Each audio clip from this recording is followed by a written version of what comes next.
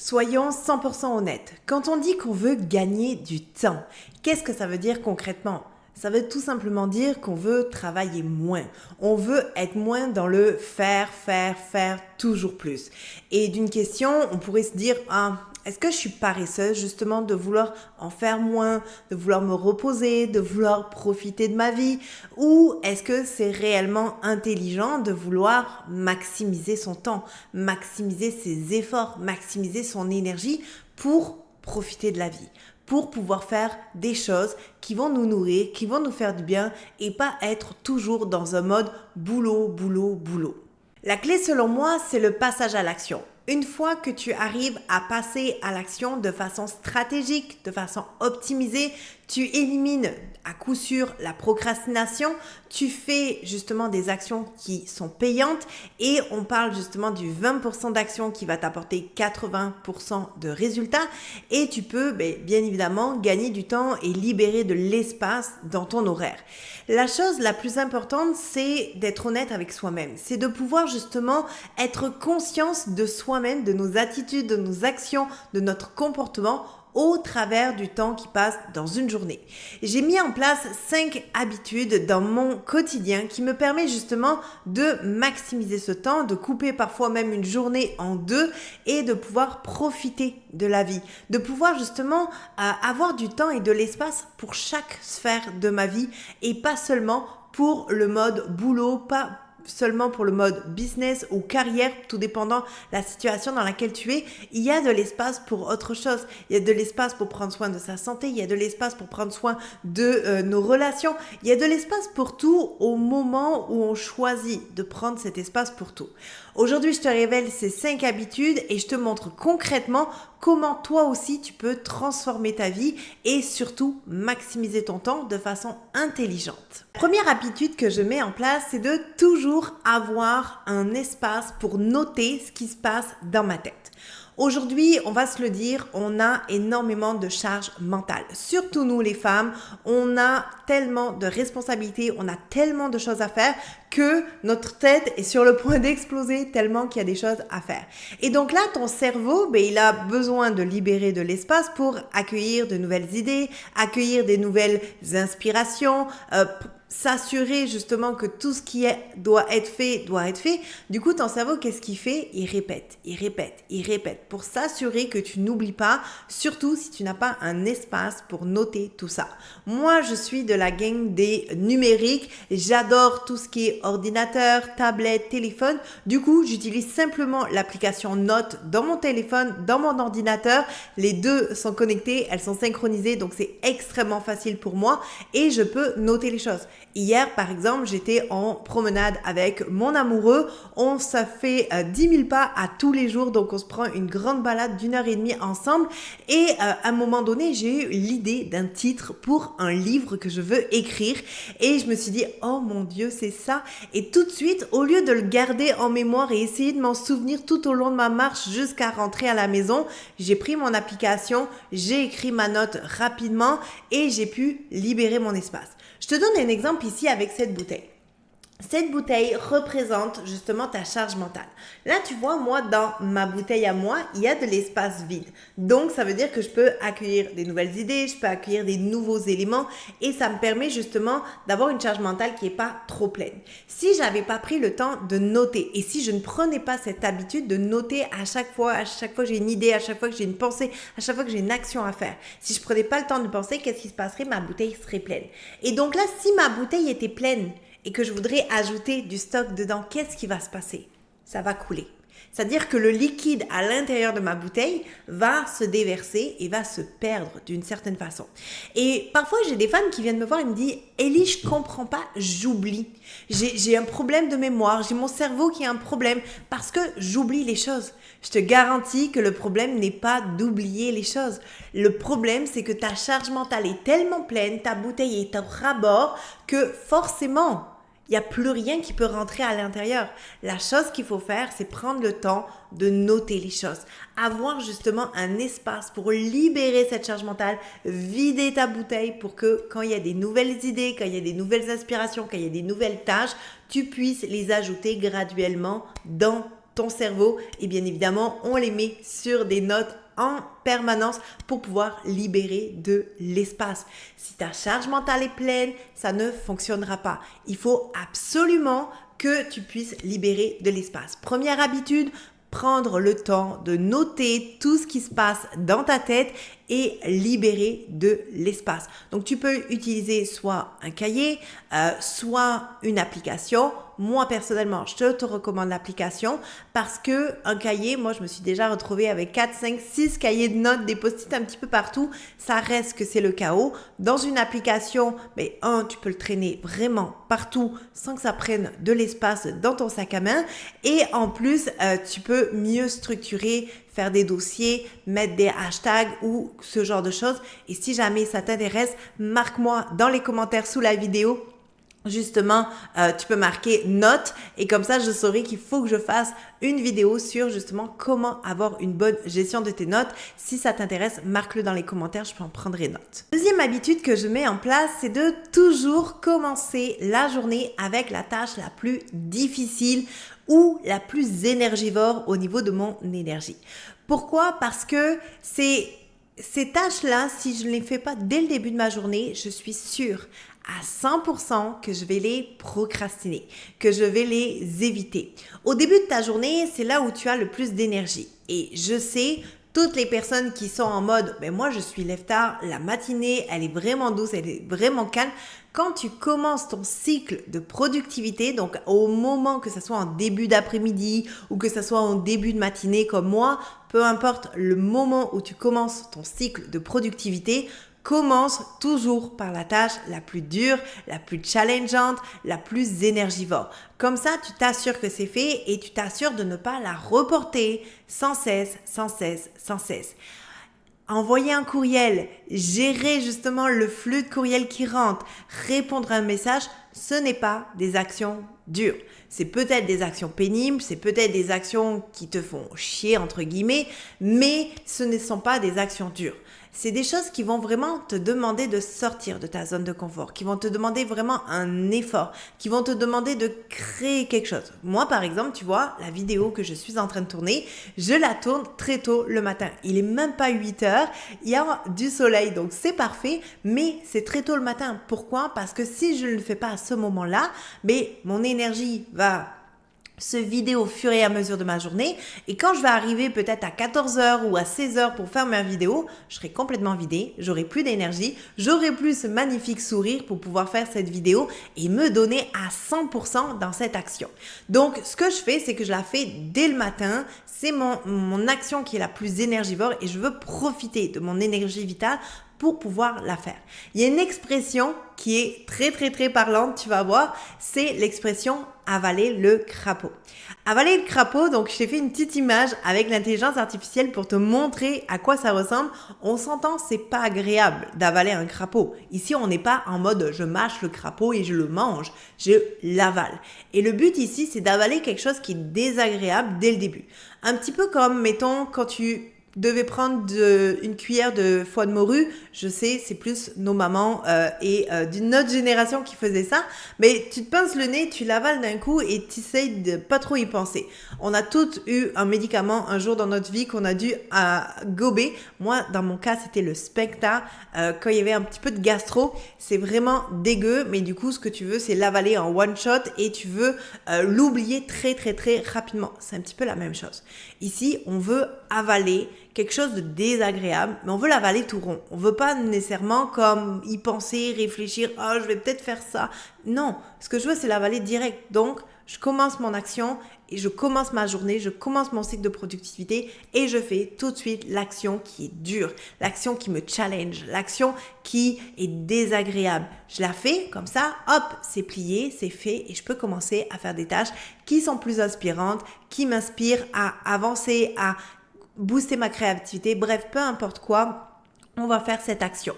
Il faut que tu te poses la question, si tu procrastines, si tu évites justement ces éléments-là, ça c'est toutes des messagers. Il faut que tu te poses la question, pourquoi je la procrastine? Pourquoi je vais pas de l'avant? C'est correct de trouver cette tâche désagréable. Si c'est le cas, tu l'avales dès le début. Donc dès demain, quand tu regardes cette vidéo, dès le lendemain, commence ta journée par la tâche la plus désagréable, la plus challengeante, celle que tu reportes depuis super longtemps. Commence par ça, avale le crapaud et tu vas voir que ta productivité va avoir toute une autre énergie pour le reste de ta journée. La prochaine habitude que je te présente a littéralement changé ma vie, mais vraiment de façon radicale. Avant, j'avais un petit peu ce type d'horaire, c'est-à-dire que j'étais en mode multitâche, désorganisée. Je faisais les choses au fur et à mesure qu'elles venaient. Je recevais un courriel, je traitais le courriel. On venait me donner une information, je gérais l'information. Un boss venait me donner une tâche, je faisais cette tâche. Bref, c'était vraiment de la désorganisation. Je savais plus ou moins qu'est-ce que je faisais. Qu'est-ce qui se passait, c'est que j'avais un horaire hyper chargé et surtout, je devais toujours ramener du travail à la maison parce que il y avait plein de choses qui étaient oubliées, qui étaient mises de côté, en tout cas qui n'étaient pas priorisées parce que justement, j'avais ce mode de multitâche désorganisé. Au moment où j'ai commencé à travailler avec des blocs de temps prédéfinis, avec beaucoup de focus, beaucoup de concentration, tout a changé. Quand tu fais justement tes blocs de temps pour pouvoir justement gérer ton horaire, gérer tes priorités, tu es capable justement de mettre des blocs en fonction des priorités, en fonction du 20% d'action qui va t'apporter 80% de résultats, en fonction de qu'est-ce qui va être le plus payant pour toi. Et donc, en faisant justement ces blocs et en les structurant de façon intelligente dans ton horaire, non seulement tu économises beaucoup de temps, mais en plus tu es beaucoup plus productive. C'est-à-dire que je regarderai pas mes courriels à tout bout de champ. Je vais pas justement attendre qu'il y ait une invitation qui arrive pour faire une action. J'ai un moment, j'ai un focus où je me traite mes courriels, où je fais telle action, où je m'occupe de ma comptabilité, où je fais où je développe tel projet, etc., etc. Et tout est mappé dans mon horaire de façon optimisée. Je te montre par exemple un horaire. Donc moi, j'utilise Google Agenda. Je trouve cette application extraordinaire pour ce genre de choses et je vais faire un horaire où je vais avoir justement des blocs. Projet client, préparation d'un tournage, ma session d'email, la gestion de mes imprévus, le tournage de vidéos donc j'ai préparé mes vidéos, ensuite je fais mon tournage, le projet du mois qui est en cours, etc., etc. Bref, j'ai tous mes éléments qui sont placés. Comme tu vois, ce n'est pas hyper chargé. Il y a des blocs d'espace, il y a des blocs de transition entre chaque tâche. Tout est optimisé. Ici, tu as un deuxième exemple où justement, il y a la routine du matin, méditation, écriture d'articles, des emails, préparation de réunions. Bref, tout est organisé, structuré en fonction de mes objectifs, en fonction de qu'est-ce qui fait sens pour moi. Ici, ce sont des exemples, ce n'est pas ma réalité à moi, mais c'est des exemples que j'ai voulu te mettre et te mapper pour que tu puisses voir à quoi ça ressemble. De cette façon-là, je suis non seulement proactive, mais en plus, je suis hyper organisée, je suis hyper structurée. Et dans ces blocs-là, par exemple, dans l'écriture d'un article, mon téléphone, mon ordinateur est en mode ne pas déranger. Ma porte de bureau est fermée et je suis focus sur ma tâche. Je ne papillonne pas sur Facebook, sur Instagram, sur YouTube. Je vais être vraiment focus sur ma tâche où j'ai une procédure vraiment spécifique à l'écriture de ces articles et je me mets à ma tâche à 100%. De cette façon-là, je suis 10 fois plus productive. Et c'est important justement d'utiliser la stratégie des blocs de temps, mais d'utiliser de la bonne façon. Pas juste faire des blocs de temps, mais de la faire avec le 20% d'action qui t'apporte 80% de résultats, en maximisant ton énergie en fonction de ton rythme circadien pour justement maximiser tout ton potentiel au niveau énergétique, au niveau résultat, au niveau de tout ce que tu as à offrir au niveau de ta productivité. L'autre habitude que je mets en place maintenant, c'est la règle des 2 minutes. La règle des 2 minutes, qu'est-ce que c'est? C'est que si une tâche te prend moins de 2 minutes à accomplir, et on parle vraiment de moins de 2 minutes, il faut la faire tout de suite. T'es pas obligé de la mettre sur ta to-do list, t'es pas obligé d'attendre un bon moment pour le faire. Fais-le tout de suite, fais-le immédiatement. Fais-le au moment où justement tu as ce pop-up de faire cette tâche-là de 2 minutes pour justement maximiser ton temps. Si tu es dans un bloc, bien évidemment, écris-le et fais-le tout de suite dès que tu as terminé par exemple, tu es en train de faire ton article de blog et tu es en train de penser, de réfléchir et là tu as « Ah, c'est vrai, il faut que je fasse ça ». Est-ce que ça prend moins de 2 minutes? Oui, je l'écris, je la fais dès que j'ai terminé de faire mon article.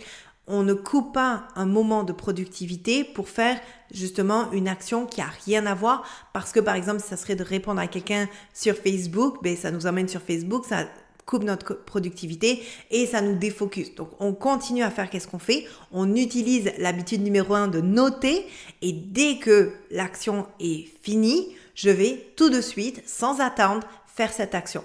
Je ne vais pas la placer dans mon horaire, je ne vais pas la mettre dans un bloc spécifique. Je vais la faire immédiatement pour m'assurer de pouvoir maximiser ce temps. Ce qu'on veut, c'est libérer justement cette charge mentale. On veut être dans l'action immédiate, on ne veut pas procrastiner ou l'éviter ou la mettre de côté. Ça prend moins de 2 minutes. Hop, j'y pense, je le fais tout de suite. De cette façon-là, on va gagner énormément de temps dans des micro-actions. Il y a plein de micro-actions il y a plein de choses qui durent moins de 2 minutes, je vais commencer à ça. Souvent, quand j'ai ma charge mentale qui est un petit peu trop pleine parce que j'ai moins libéré mon cerveau ou j'ai pensé à plein de choses et que je veux me libérer, ce que je fais généralement, c'est que je prends une feuille de papier.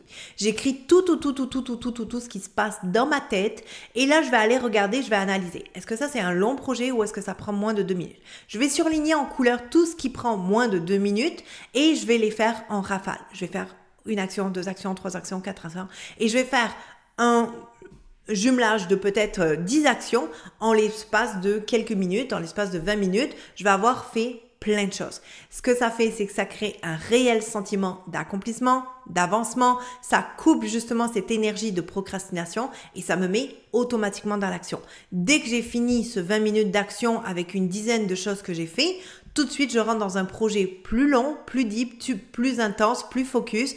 Et comme j'ai déjà eu ce sentiment d'accomplissement et d'avancement, mais ça me permet justement de surfer sur cette vague-là et de me permettre justement d'avoir une productivité toujours plus optimale. Donc, toutes les actions qui prennent moins de 2 minutes, tu peux les regrouper ensemble et faire un bloc avec ces actions-là. Ou sinon, tu les fais immédiatement pour te permettre justement d'avancer concrètement dans ta productivité. Dernière habitude que j'aime mettre en place dans ma vie, c'est le fait de faire un bilan à chaque semaine. Pourquoi? Parce que c'est de la seule façon qu'on peut avancer, qu'on peut optimiser, qu'on peut concrètement avoir l'heure juste sur nos objectifs. Aujourd'hui, quand je tourne cette vidéo, on est au mois de septembre. Certaines personnes ont mis des objectifs au mois de janvier et ont avancé leur mois et il ne s'est rien passé. Ils n'ont pas avancé dans leurs objectifs et ils s'en rendent même pas compte. Pourquoi? Parce qu'il n'y a pas cet effet de bilan. La plupart des gens vont aller justement dans un effet yo-yo où ils vont planifier et ils vont passer à l'action. Et ensuite, ils vont tomber dans une phase de procrastination. Donc là, ils vont replanifier, ils vont passer à l'action. Ils vont retomber dans une phase de procrastination. Moi, j'appelle ça l'effet yo-yo. On va vraiment avoir une boucle de productivité, mais qui va retomber réellement au niveau justement de l'efficacité. Ce qu'on veut ici, c'est casser ce cycle-là et rentrer dans une boucle qui va justement nous permettre de performer beaucoup mieux. On va planifier, on va passer à l'action et ensuite on va faire le bilan. Suite au bilan, on va se reposer et on va ajuster sa planification. Ici, je te donne un des secrets que j'utilise justement pour m'assurer d'avancer dans mes objectifs. Il faut que je discute justement avec mon partenaire, mon amoureux, et il faut qu'on regarde, ok, on est rendu où? C'est quoi les objectifs? Qu'est-ce qu'on a avancé? Qu'est-ce qui n'a pas avancé? Qu'est-ce qu'il faut qu'on fasse? Et chaque semaine, on a un bilan où on va pouvoir justement analyser notre productivité et avancer. J'ai créé un outil pour t'aider justement à faire ce bilan, savoir exactement quoi dire, quoi penser pour justement maximiser ton temps. Ici, tu vas avoir justement, donc c'est une feuille Notion. Si tu connais pas Notion, c'est une application incroyable pour avoir justement ce genre de template. Moi, je l'utilise principalement pour ce genre de template pour pouvoir avancer. Ici, dans le bilan de la semaine, donc ce que je te recommande, c'est d'avoir un 10 minutes par semaine, que ça soit le vendredi, le dimanche ou même le lundi matin, peu importe le moment, c'est d'avoir ce moment-là pour faire le bilan. On observe, on analyse, on célèbre et on planifie. Donc, tout simplement, tu as cliqué sur le bouton Nouveau bilan et ici, tu vas avoir le détail de ce que tu dois faire. La première chose, c'est d'observer sa semaine. Donc, tu vas aller regarder ton agenda, ta to-do list, les objectifs que tu t'es fixés, les projets qui sont en cours et tu vas aller vraiment te poser les questions. Où est-ce que j'en suis? Qu'est-ce que j'ai fait? Qu'est-ce que j'ai reporté? Qu'est-ce que j'ai abandonné? Mon état d'avancement, les avancées et les blocages que je peux avoir. Et ici, tu vas pouvoir noter tes observations. Ensuite, je te demande d'écrire tes 3 grandes victoires. En tout cas, c'est ce que moi je fais parce que plus je vois mes avancements, plus ça crée ce motif qui me pousse à passer à l'action, motivation. Donc, je vais vraiment comme travailler sur mes victoires pour vraiment avoir toujours cette perception de « Hey, j'avance. Hey, je réussis ces choses. » Ah, et même si c'est une petite victoire, on s'en fout. Le but, c'est d'en mettre des victoires. Une fois que c'est fait, je vais analyser ça a été quoi mon défi principal cette semaine et quel a été le problème que j'ai eu et comment justement j'ai trouvé ma solution, qu'est-ce que j'ai mis en place concrètement pour avancer. Ici, ça nous permet justement de voir si ça se répète, de voir justement les patterns qui vont se reproduire sur plusieurs semaines et pouvoir travailler plus profondément sur ces éléments-là. Ensuite, j'ai un tracking ici de prise de conscience. C'est important pour moi justement de pouvoir évaluer qu'est-ce qui me fait chier, qu'est-ce qui est bof, qu'est-ce qui est juste correct, qu'est-ce qui est excitant ou qu'est-ce qui est épique dans ma vie. Du coup, je vais toujours analyser. Au niveau de ma santé, j'ai fait 10 000 pas à tous les jours cette semaine. Ça a été littéralement excitant. J'ai vécu un petit peu de fatigue, mais dans l'ensemble, ça a été vraiment très bon niveau. Je suis super satisfaite. Côté émotion, par contre, ça a été bof. J'ai vécu beaucoup d'émotions, par exemple. Du temps pour moi, j'en ai pas eu. Du coup, c'est gros caca. J'ai pas réussi et je suis pas fière de moi parce que j'ai pas pris de temps pour moi. Relation, avancement, business ou carrière, tout dépendant de ta situation, et gestion des finances. Ici, tu vas marquer. Le but ici, c'est de faire une prise de conscience, de faire un éveil. Le but, c'est de pouvoir justement savoir où est-ce que tu t'en vas et qu'est-ce qui fait du sens. À la fin ici, tu vas avoir justement une observation finale. Qu'est-ce qui a bien fonctionné? Sur quoi tu as perdu du temps? Quels sont les patterns ou blocages qui se répètent? Quelle prise de conscience tu as eu en remplissant ce tableau? Bref, l'objectif, c'est vraiment de t'amener à faire des prises de conscience et à faire des changements pour la semaine suivante. Si jamais tu te dis, ici dans mon tableau, j'ai vraiment comme plein d'éléments qui étaient dans cette catégorie ou cette catégorie ou cette catégorie et je suis pas satisfait.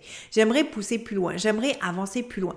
J'ai créé une communauté pour justement accompagner les femmes à maximiser leur productivité, mais surtout savoir qui elles sont, savoir qu'est-ce qu'elles veulent dans la vie, savoir c'est quoi leur don, leur potentiel, sur quoi on veut vraiment capitaliser. Je crois que chaque femme est une déesse. Une déesse, c'est quoi? C'est une femme qui, lorsqu'elle est consciente de son plein potentiel, qu'elle est capable de la mettre en action, d'où le mot productivité, on est capable d'avoir un impact autour de nous. Que ce soit un impact par rapport à ma propre vie, par rapport à ma business, par rapport à ma carrière, par rapport à ma famille, mes enfants, mon conjoint, bref, peu importe, je pense que chaque femme a ce désir de contribution, ce désir d'aller plus loin, ce désir d'avancer dans sa vie. Et si aujourd'hui, t'écoutes cette vidéo, tout cela, ça a fait du sens pour toi, mais tu sais pas nécessairement par où commencer, quoi faire, qu'est-ce qui fait du sens pour toi, j'ai créé une méthode complète qui s'appelle la méthode DS pour justement t'accompagner dans ce processus et t'aider à devenir une vraie déesse de la productivité. On va penser à toi, on va te prioriser, on va mettre en place une structure et un ordre pour bien gérer ton temps, pour bien être productif et surtout avancer dans tes objectifs, que ce soit des objectifs personnels ou professionnels, quoi qu'il arrive, tu vas avancer dans ta vie. Tu as le lien juste en dessous de la vidéo pour t'inscrire à la communauté. On se retrouve de l'autre côté et sinon, on se retrouve pour une prochaine vidéo.